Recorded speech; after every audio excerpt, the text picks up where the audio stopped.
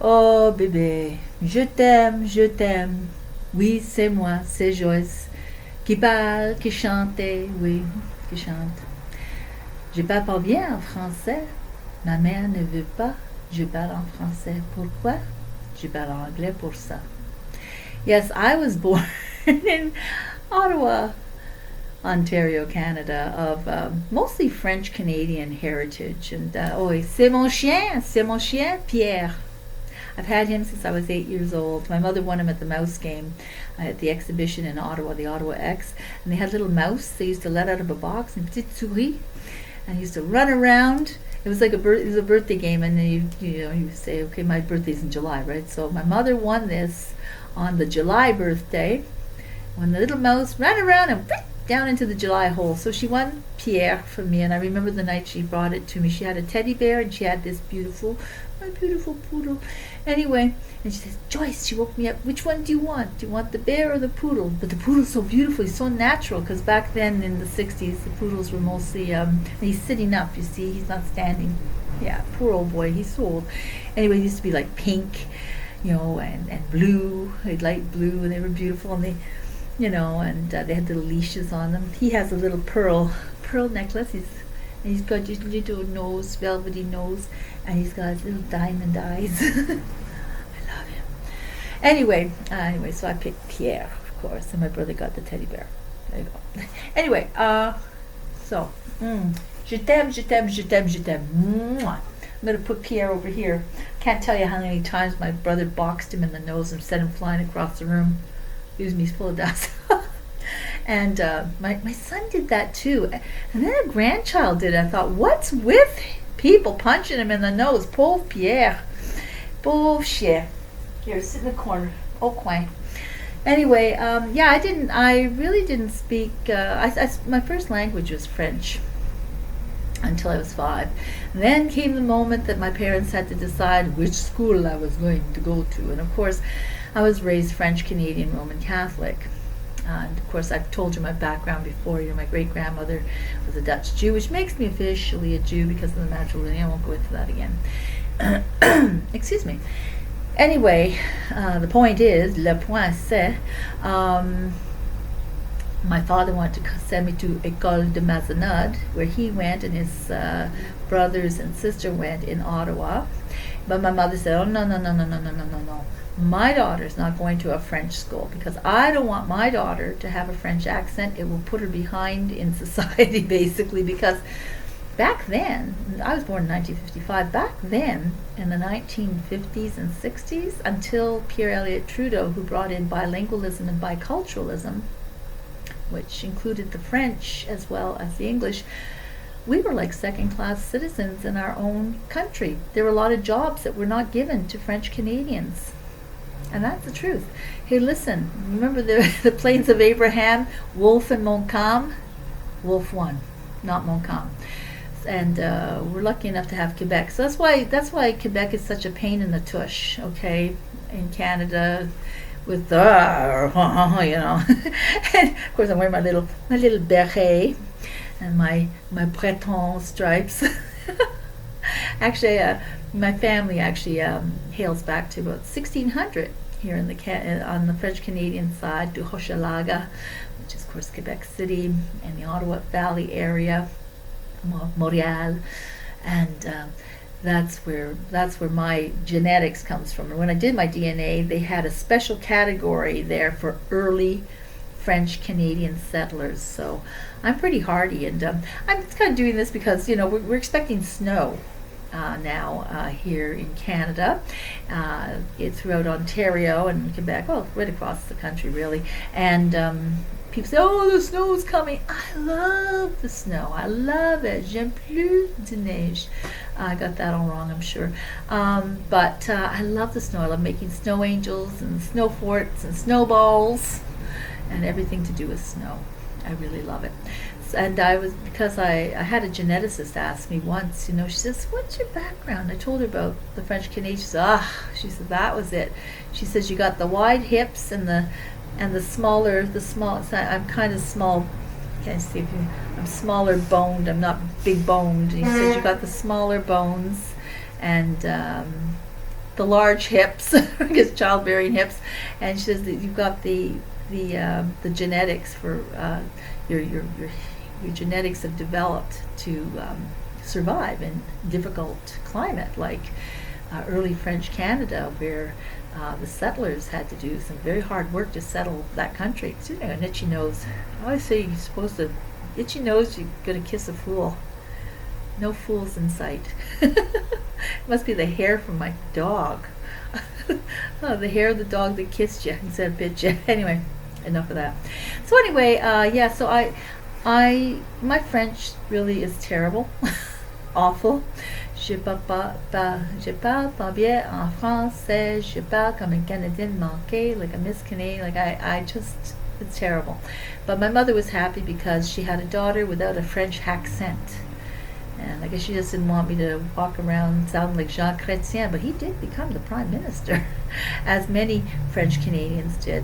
Anyway, French Canada, beautiful, yeah, beautiful heritage. I love the French Canadian culture. I really do. And it's why I actually really acclimated to the Latin American culture, especially when I was in a Cuban band for 11 years with Pablo Terry and Sol de Cuba.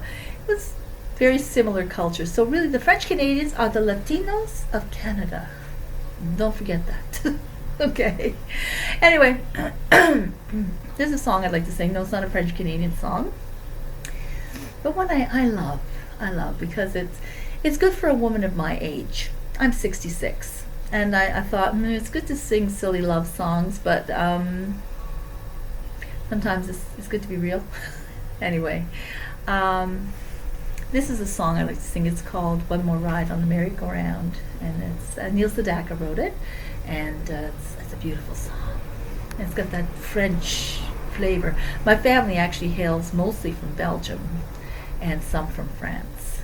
So they came from both Belgium and France to Canada as les Coureurs de Bois. And I even have some filles de roi in there, some of the king's daughters, they call them, you know, the king's women. They sent over. Some actually were sent over by the queen because she didn't want them in the court anymore. And a lot of women, though, were widows, or, you know, women who weren't married, they were spinsters, or, you know, so I see in my, when I did my, excuse me again, geez, that fool must be close.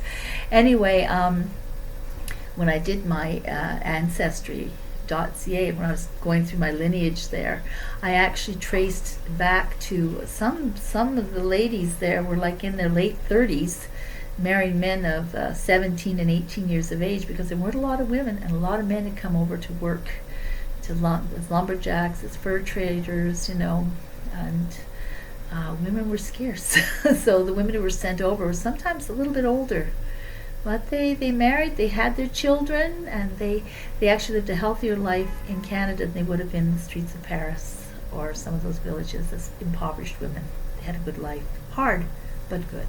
And they were each given, actually, I know I said I was going to sing a song. I do get around to it, don't I? But I just remember this. So when they came over, if I remember this correctly, they were given a kit of needles. So they would have needles to sew. They were given 2 capes, a dress. I don't know how those capes would have kept them warm in the in Canada. I guess they were waiting for their husbands to catch them some beaver pelts or something to make them warm, and some bear butt skins. But yeah, they were given and a dowry. They were given a certain amount of money, and they were sent over on the ships, and where they married the men who were here, settling, well, you know, trading and settling Quebec, which that's kind of cool, isn't it? So that's where I hail from. Partly, mostly. Okay. I always have to clear my voice before I sing. I have this allergic post-nasal drip, so I'm a lot of fun in a concert. Anyway, here we go. I look at the world to be conquered, to win every spin of the wheel, to get everything I go after. I wonder if that's how it feels. I tell you I'd trade the moon for a string with an orange balloon, and a time when my only dream was a dish of vanilla ice cream. Give me one more chance at the midway. Let me dance with my feet off the ground. Give me back a world I remember. One more ride on the merry-go-round. I do all my shopping in Paris. My clothes are the only Dior. Some money to buy friends and lovers. I wonder if that's what it's for. 'Cause when I go to my bedroom and look at my hand-painted sky, I think of a world far behind me, a world that no money can buy. Give me one more ride on the midway. Let me laugh and be gay as a clown. Give me back a world I remember. One more ride on the merry-go-round. La-da-da-da-da-da-da-da-da. La-da-da-da-da-da-da-da. La-da-da-da-da-da-da-da. One more ride on the merry-go-round. Now as I look at the future, I feel so close to the past.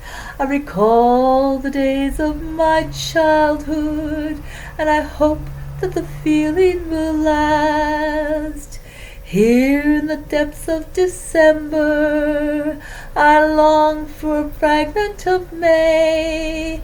I'd give all the world, except for Pierre and its riches, for one moment of one yesterday. Give me one more chance at the midway. Let me laugh and be gay as a clown. Give me back a world I remember. One more ride on the merry-go-round. La-da-da-da-da-da-da-da. La-da-da-da-da-da-da-da. La-da-da-da-da-da-da-da. One more ride on the merry-go-round. Did you like that, Pierre? Eh? Kiss, kiss, kiss down my back. And kisses to you guys too. Have a beautiful week. And I don't know what's going to happen when I go to the great beyond. Who's going to get this puppy? One of my grandkids. And hopefully they won't punch him in the nose. Poor Pierre. Anyway, have a lovely week. And thank you for joining me again on Joyce Just Talking, Just Singing. And Pierre, what do you think? Do you think the answer to all the questions in the world, all the riddles, the mysteries, is 42? You do? You do? You think so? He thinks so. Have a lovely week. Bye for now.